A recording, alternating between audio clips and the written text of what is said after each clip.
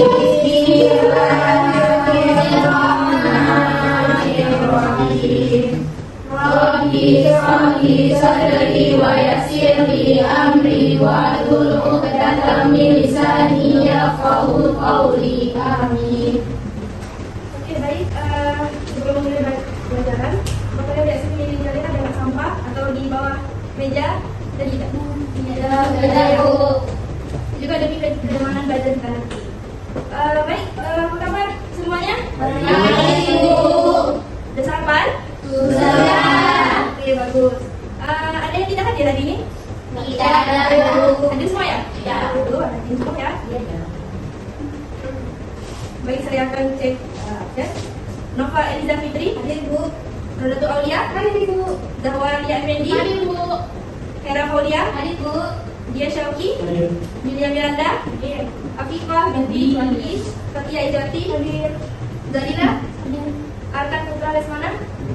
Baik, bagus ya. Rajin ya. Ibu, saya mendaftar kok. Oh iya, tinggal ya?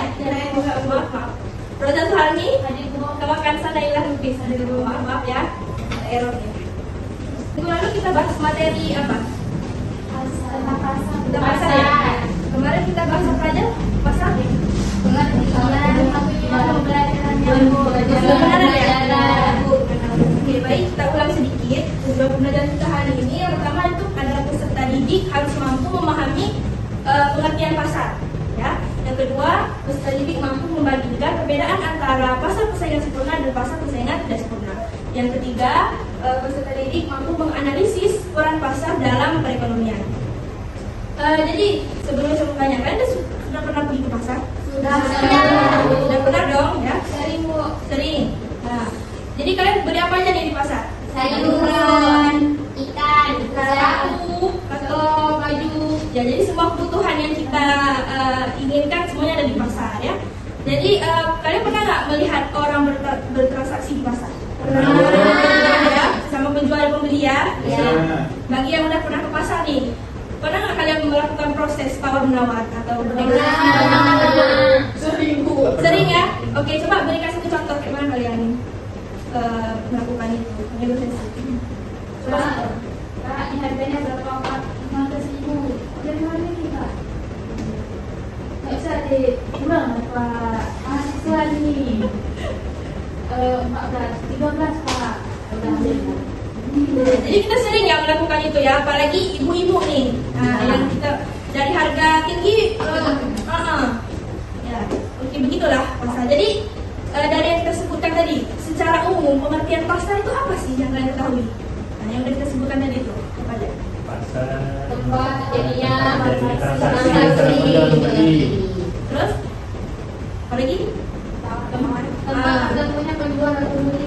Ya, adanya penjual dan pembeli, terdapat barang dan jasa, dan adanya proses tawar menawar. Jadi kalian udah bisa tebak ya bagaimana itu pasar. Oke, baik, selanjutnya. Nah, sebelum itu saya mau tanya, bentuk-bentuk pasar yang kalian ketahui nih, apa? Ada berapa aja? Pasar modal. Hah? Jenis-jenis pasar. Ya. Monopolistik, persaingan sempurna. Jadi ada pasar persaingan sempurna dan pasar persaingan tidak sempurna. Jadi yang kalian sebutkan tadi oligopoli, monopoli, monopolistik itu termasuk persaingan Tidak sempurna. Supaya kalian lebih paham apa itu oligopoli, monopoli, dan monopolistik, saya akan menampilkan satu video nanti. Jadi tugas kalian itu memberikan buat inti dari video tersebut. Dan nanti saya akan tunjuk salah satu dari kalian untuk membuat kesimpulan ya. Hai, kamu tentu pernah pergi ke pasar bukan? Please, jangan berpikir dulu kalau pasar itu identik dengan baju-bajuan saja. Ketika kamu belanja itu, ada masuk pasar loh. Iya, ciri pasar diantaranya yaitu ada penjual dan pembeli, ada barang untuk jasa dan kemudian ini yang paling penting, ada proses tawar menawar dengan penjual. Kalau begitu, jenis-jenis pasar itu ada banyak dong ya. Bukan cuma pasar tradisional aja, ya. Jenis pasar itu ada banyak sekali. Bagiannya, jenis-jenis pasar ada apa aja sih? Kita bahas satu persatu yuk. Berdasarkan jenis barangnya, pasar dibedakan menjadi dua jenis.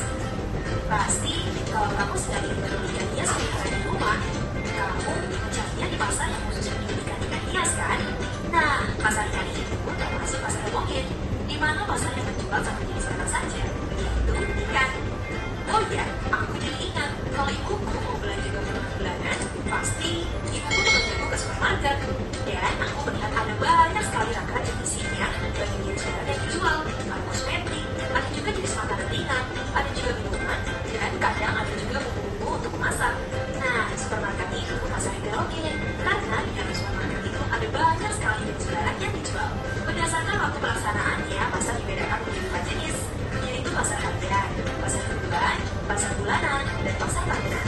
Seperti namanya, pasar harian adalah pasar yang berlangsung setiap hari.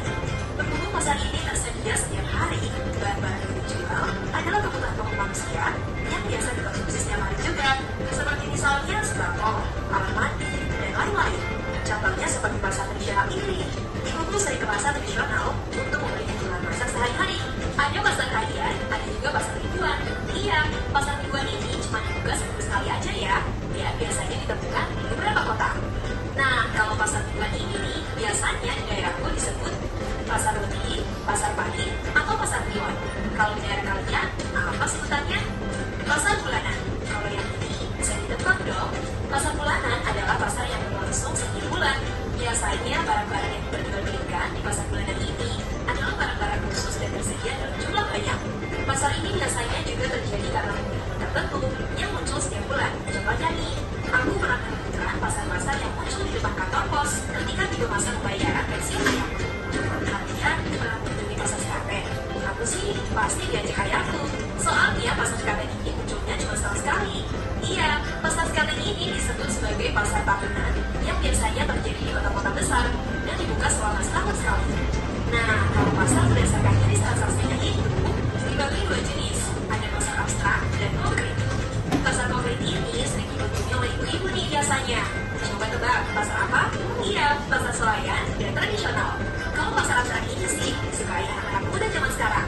Coba, pasar apa ya? Ya, benar sekali, pasar online shop. Menurut organisasi atau sebetulnya, pasar dikelompokkan menjadi 2 jenis, yaitu pasar persaingan sempurna dan pasar persaingan tidak sempurna. Berikut penjelasannya. Pasar yang sering diperjualnya, tapi sangat banyak pembeli. Ini sih ciri pasar persaingan tidak sempurna. Pasar persaingan tidak sempurna lebih lagi jenisnya.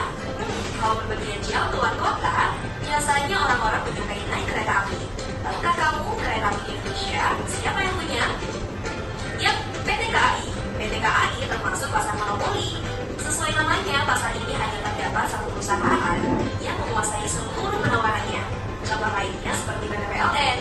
Nah, kalau kamu tahu air mineral yang kita minum sehari-hari, banyak kan yang menjual air minum itu? Kalau jadi seperti ini sih namanya pasar oligopoli, di mana pasar ini dikuasai oleh beberapa perusahaan. Kalau kamu pernah ikut ayah beli motor di jalan itu, sejenis kan?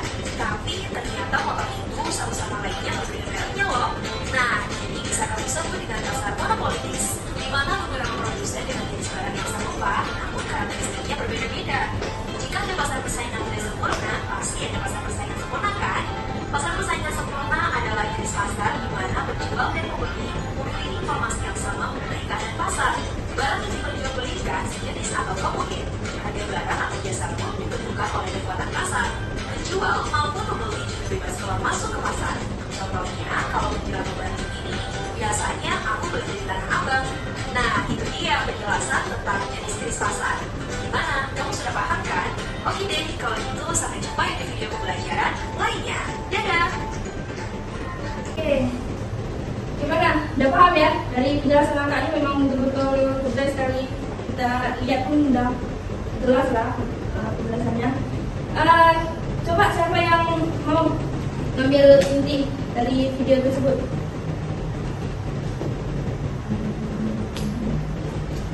Ada yang mau? Saya Bu, Silakan, Dr. Olia. inti dari video ini itu pasar itu banyak jenisnya. Tadi ada pasar ikan, terus juga ada beberapa pembelian berdasarkan jenis saja di pasar tersebut. Misalnya berdasarkan jenis barang yang dijual itu ada yang homogen, kemudian ada yang heterogen. Terus berdasarkan waktunya Bu, ada harian, itu kayak pasar sehari-hari gitu. Yang kita belanja sayur. Terus pasar mingguan itu sama juga. Terus ada pasar bulanan tuh kayak pasar murah Bu, kita di sini. Terus pasar tahunan itu kayak pasar malam Bu. Terus ada berdasarkan jenis transaksinya contohnya ada yang konkret dan abstrak ini, terus ada yang tentang strukturnya, terus ada persaingan sempurna, ada persaingan tidak sempurna, terus ada monopoli, tadi ada PPK Pak, iya, Bu, terus ada PLN, terus ada monopolistik, seperti apa? Jadi banyak ya. Jenis pasar itu banyak beragam. Jadi bukan hanya pasar tradisional saja, tapi pasar online juga. Ada lagi yang mau tuh? Gak ada ya. Oke, baik. Jadi dari pasar ini juga kalian bisa pelajaran dari pasar itu. Misalnya ketika kalian melakukan proses tawar-menawar, nah itu bisa kalian berkomunikasi dengan baik, sopan dan jelas sama penjual, dan meningkatkan kepercayaan diri kalian ketika melakukan proses tawar-menawar tersebut. Nah, jadi materi selanjutnya itu ada peran pasar dalam perekonomian. Nah, jadi peran pasar dalam perekonomian ini terbagi menjadi 3. Nah, ini nih si pemeran utamanya, ya. Karena nggak mungkin dong pasar barang itu langsung jadi kalau nggak ada yang menghasilkan produk itu, ya kan? Jadi yang pertama ada peran pasar bagi produsen, distributor, dan pemerintah. Jadi yang pertama ada peran pasar bagi produsen. Sebelum itu saya mau tanya, ada yang tahu apa itu produsen? Orang yang membuat barang. Orang yang membuat barang. Ada lagi? Barang produksi dari barang jadi dan barang jadi. Oke. Silakan Rosa Suwarni baca. Baik, peran pasar dalam perekonomian dibagi menjadi 3. Yang pertama ada peran pasar bagi produsen. Nah, pasar sangat berperan bagi produsen karena merupakan tempat di mana mereka dapat menjual produk kepada konsumen. Nah, selain itu, pasar juga menetapkan harga barang dan membantu produsen untuk memahami kebutuhan konsumen. Dengan adanya pasar, produsen dapat menyesuaikan produksi mereka agar sesuai dengan permintaan pasar dan preferensi konsumen. Itu cukup jelas ya penjelasannya. Baik, selanjutnya ada peran pasar bagi distributor. Coba Artika, silakan dibaca. Peran pasar bagi distributor. Pasar juga berperan penting untuk para distributor karena adanya pasar bisa memperlancar proses penyaluran barang atau jasa. Pasar juga membantu distributor untuk mengetahui bagaimana cara menyalurkan barang atau jasa secara lebih efisien. Jadi tugas si distributor ini dia akan mengambil produk yang dihasilkan dari produsen dan akan dikirimkan ke berbagai toko, toko kosmetik, pakaian, makanan dan lain sebagainya. Selanjutnya ada peran pasar bagi pemerintah. Coba Hera, silakan dibaca. Baik, peran pasar bagi pemerintah. Bagi pemerintah, pasar itu seperti masih utama ekonomi negara. Pasar tidak hanya tempat untuk jual beli barang, tapi juga penting untuk melindungi kita sebagai konsumen dan orang yang membuat barang dengan aturan tentang harga dan lainnya. Pemerintah menggunakan pasar untuk mengatur harga agar tidak terlalu tinggi, serta untuk memastikan bahwa semua orang bisa mendapatkan barang yang mereka butuhkan. Selain itu, pasar membantu pemerintah untuk mengatur bagaimana barang disalurkan ke masyarakat dan bagaimana kehidupan ekonomi bisa lebih baik untuk semua orang. Ya, oke. Jadi bagi si pemerintah ini, si pasar memang alat yang penting. Ya, jadi si pasar ini membantu mengelola ekonomi pasar supaya pemerintah ini bisa memastikan kebutuhan masyarakat itu terpenuhi. Baik, sampai di sini ada yang mau bertanya dari penjelasan saya tadi? Tidak ada? Oh, berarti sudah pintar-pintar semua ya? Sudah paham ya? Saya rasa kalian sudah paham dari penjelasan tadi. Masih semangat? Masih? Oke, sebelum itu karena kalian sudah paham, jadi saya akan mengetes kemampuan kalian. Ini soalnya kelompok aja ya? Kelompok, ini mau saya bagikan atau kalian bagi sendiri? Bagikan. Jadi kelompoknya berderet aja ya? Ya, bagi udah pasang 1, 2, 3, 4. Paham ya? Ya, Bu.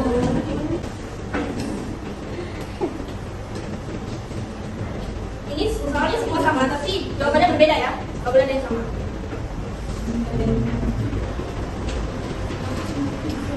Oke, baik, silakan dikerjakan dari sekarang.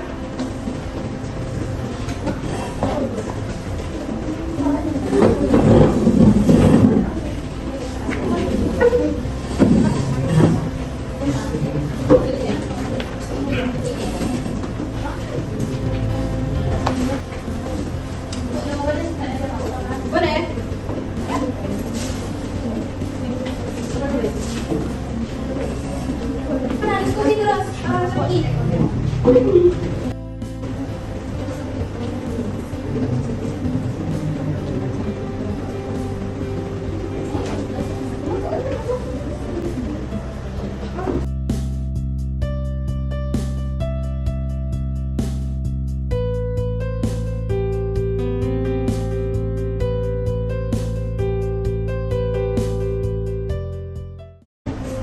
Ibu?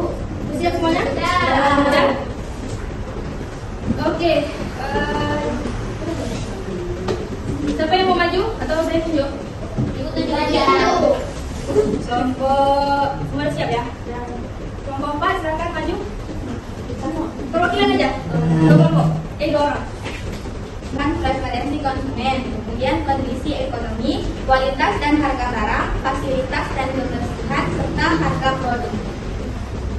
Itu saja? Iya. Jadi dari laporannya tadi ada yang simak tadi apa yang disebutkan? Apa aja? Kualitas barang, Terus? harga produk, Referensi konsumen. klasifikasinya. Fasilitas pasarnya ya. Baik, tepuk tangan dulu untuk siapa untuk Sekian, Assalamualaikum warahmatullahi wabarakatuh. Waalaikumsalam warahmatullahi wabarakatuh. baik, selanjutnya kelompok 1 silakan.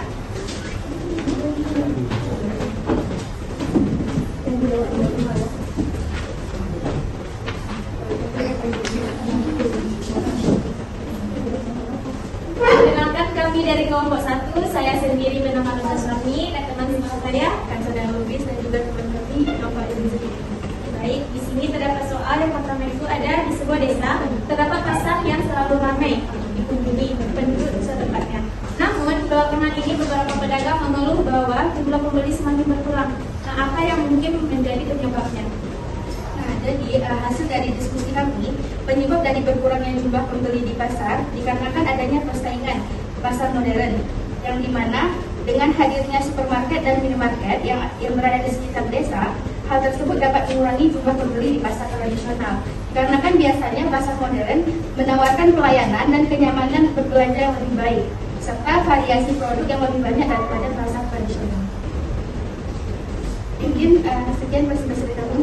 Assalamualaikum warahmatullahi wabarakatuh. Waalaikumsalam warahmatullahi wabarakatuh.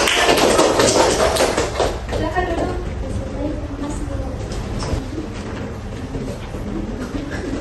Baik, assalamualaikum warahmatullahi wabarakatuh. Waalaikumsalam warahmatullahi wabarakatuh. Kami dari kelompok 2 akan menjelaskan sedikit tentang diskusi kami yang tentang pasar. Silakan. Baik, yang menjadi penyebab pembeli di pasar tersebut yaitu kemungkinan adanya pasar baru atau pasar saingan yang ada di tempat tersebut. Selain itu juga bisa jadi harga pasar tersebut melonjak tinggi secara tiba-tiba dan kemungkinan lainnya yaitu pasar tersebut terjadi kelangkaan yang menimbulkan pasar tersebut menjadi sepi. Sudah itu aja. Ada yang dengar tadi apa yang kelompok 2 jelaskan tadi?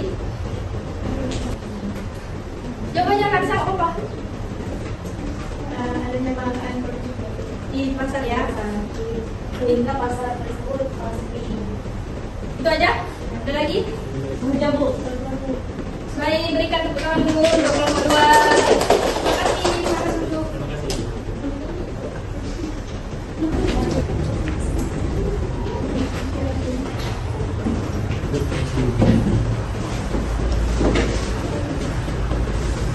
Kami dari kelompok 3 mungkin hasil diskusi dari kelompok kami yaitu salah satu faktor yang menyebabkan penyebab pedagang mengeluh bahwa jumlah pembeli semakin berkurang itu kalau jika harga produk di pasar tersebut tinggi dibandingkan dengan tempat lain, pembeli mungkin akan beralih ke tempat yang menawarkan harga yang lebih murah. Kemudian hal lain kejadiannya seperti di online shop gitu. Jadi pembeli bisa membeli di pasar online lagi ke pasar langsung. Dan dari kami terima kasih.